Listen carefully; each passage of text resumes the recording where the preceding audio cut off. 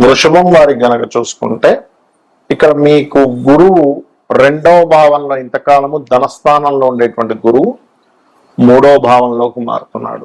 దీని వలన గురువు ఎక్కడ గురు రాశుల్లో పాపగ్రహాలు లేనట్లయితే కంప్లీట్ గా మనం పాజిటివ్ ఫలితాలే చెప్పుకుంటాం, అందులో ఎటువంటి సందేహం లేదు.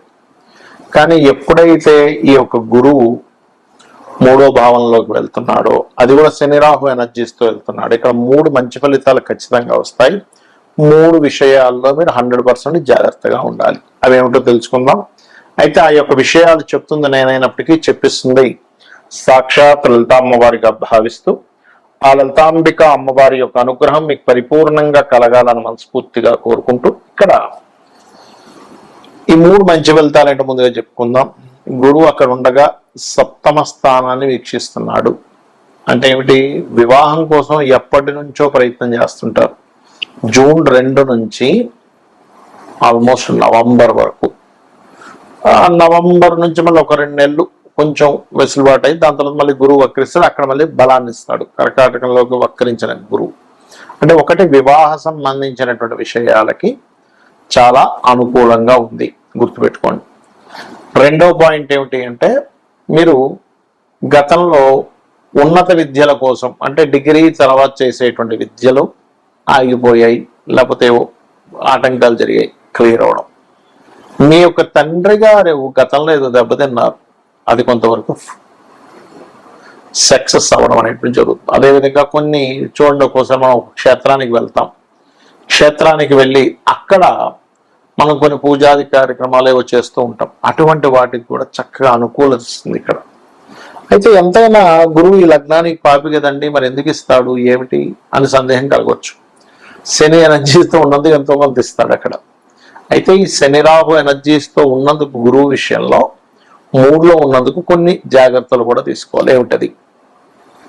కొంతమంది మన మంచి చెప్పేవారిలాగా, మన గైడ్ చేసేవారిలాగా ఉంటూ మనల్ని రాంగ్ రూట్ పట్టిస్తారు గురువు 3లో ఉన్నప్పుడు. గుర్తుపెట్టుకోండి, సింగిల్గా ఉంటే పర్లేదు, కానీ ఇది గురువు శని రాహు యొక్క ఎనర్జీస్తో ఉన్నాడు.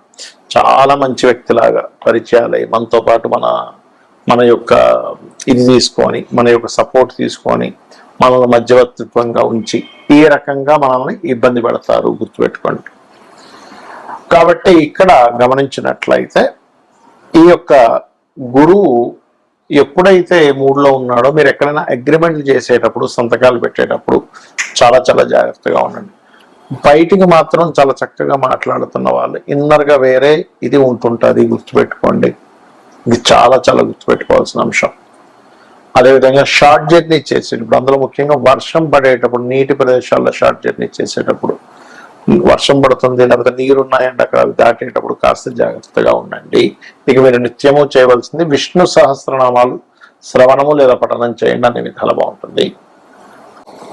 గురువు కర్కాటక రాశిలోకి మారుతూ ఈ సంవత్సరం, మనకు పోయిన సంవత్సరం అలా అయితే వృషభంలో ఉన్నటువంటి గురువు మిథునంలోకి, మిథునం నుంచి మరలా కర్కాటకంలోకి వెళ్ళి మళ్ళా కర్కాటకం నుంచి మిథునంలోకి వచ్చి కూర్చున్నాడు. ఈ సంవత్సరం కూడా 3 రాసులు అంటే మిథునంలో ఉన్న గురువు ఇప్పుడు మనకి కొత్త సంవత్సరాన్ని మిథునంలో ఉన్నాడు.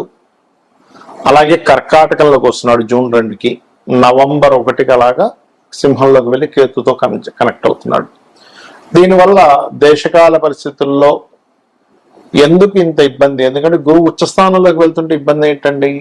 నేను చాలా రోజుల క్రితం చెప్పాను ఏమంటే, గురువు కాదు, గురువు యొక్క స్వరూపం పూర్తిగా పాడైంది అని. అందుకే చూడండి, విపరీతమైన ఎండలు, విపరీతమైనటువంటి వర్షాలు, ఒక రకమైనటువంటివి అన్నీ కూడా చెప్పుకున్నాం, మన యూట్యూబ్ ఛానల్లో ఉన్నాయి. అదేదో అంటే విపత్తు వచ్చేస్తుంది అనేటువంటివి మనం వింటూ ఉన్నాం వార్తలు. ఎందుకు కారణం ఏమిటి అంటే, సర్పదోషాన్ని ఇన్నర్గా క్రియేట్ అవుతుంది అక్కడ.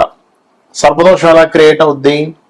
రాహు వల్ల, కేతువు వల్ల. రాహుకేతువులు ఇంకొక గ్రహంతో కంజక్షన్ లో ఉన్నప్పుడు సర్పదోషాలు క్రియేట్ అవుతూ ఉంటాయి కదా. రైట్. అయితే ఈ కంజంక్షన్ విషయంలో ఇక్కడ ఒక మంచి కంజంక్షన్ కూడా ఉంది, అది కూడా ఏంటో చెప్తాను. ఒకటి, కర్కాటక రాశిలోకి జూపిటర్ ఎంటర్ అవుతున్నందుకు జల ప్రళయాలు, జలం మూలంగానే కొన్ని వైరస్లు రావడం. ఈ కుజుడి మీద ఈ ఈ గురువు మీద కుజుడి యొక్క దృష్టి ఉన్నందుకు ఆ యొక్క దృష్టి మూలంగా కొన్ని యుద్ధ సంబంధించిన అనవసరమైన ఉద్యమాలు, వద్దన్నా సరే పిచ్చి పిచ్చి ఉద్యమాలన్నీ కూడా జరుగుతాయి ఈ లోకంలో.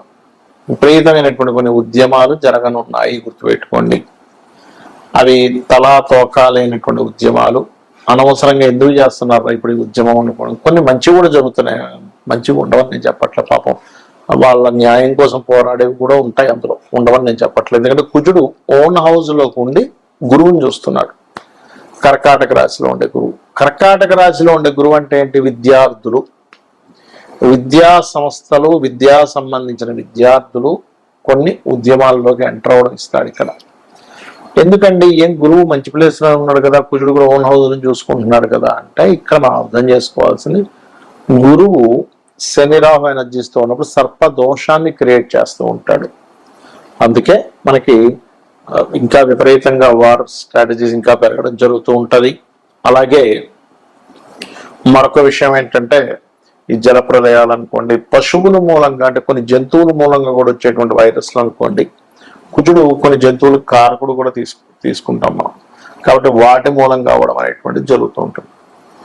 మరి ఈ యొక్క ప్రభావం ఇలా ఉన్నప్పుడు అందరూ చేయవలసినటువంటి రెమెడీస్ ఏమిటి? ఇక్కడ మీ లగ్నం తెలిసినా, మీ రాశి తెలిసినా తెలియకపోయినా, మీది ఫలానా నక్షత్రము అని చెప్పి మీకు తెలిసినా తెలియకున్నా కూడా మీరు చేయవలసినటువంటి పరిహారాలు ఏమిటి ఇక్కడ అని చెప్పి చూసుకున్నట్లయితే, ప్రధానంగా ఇక్కడ మీరు చండీ, మీ ఇంట్లో మీరు చండీ చేయించుకునే స్తోమత కనుక మీరు కలిగి ఉన్నట్లయితే ఖచ్చితంగా ఇంట్లో చేయించుకోండి.